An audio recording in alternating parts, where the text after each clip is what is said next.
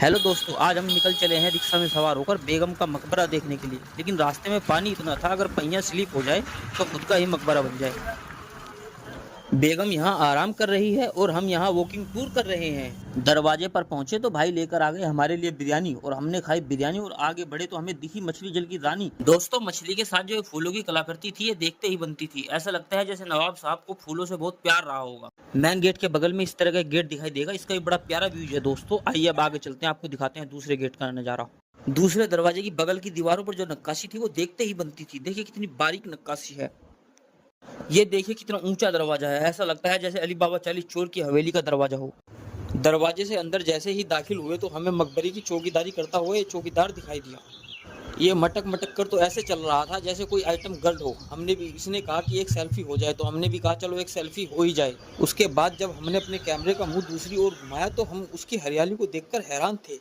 वाह, यहाँ की क्या खूबसूरती है, वाह यहाँ का नज़ारा। जब हमारे कैमरे का मुंह दूसरी ओर घूमा तो हमारी आंखें फटी की फटी रह गई। ये वही पूर्वांचल का ताजमहल है दोस्तों, जिसे सजाउद्दौला ने अपनी बेगम उम्मतुज-जोहरा के नाम से बनवाया था। ये वही मोहब्बत की निशानी है दोस्तों।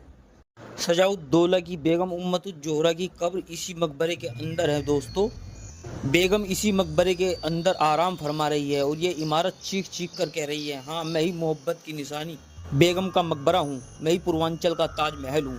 ये गगनचुंबी इमारत, ऊपर आसमान और साइड में बादल, क्या खूबसूरत नज़ारा है दोस्तों। देखते ही बनता है जब भी आप फैजाबाद आएँ तो ये ज़रूर देखें, पूर्वांचल का ताजमहल देखे बगैर ना जाएं। मकबरे का दीदार कर कर हम वापस चल पड़े थे, इतने में ही हमारा दोस्त हमें नज़र आया। ये हमारा दोस्त हमारे कैमरे की ओर आ रहा था। हमें लगा कि शायद ये हमारे साथ सेल्फी लेना चाहता है।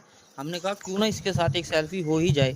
और जैसे ही हमने इसके साथ सेल्फी लेने के लिए इसकी ओर कैमरा किया और हम आगे की ओर हल्का सा चले तो तुरंत इसने हमारे ऊपर हमला कर दिया।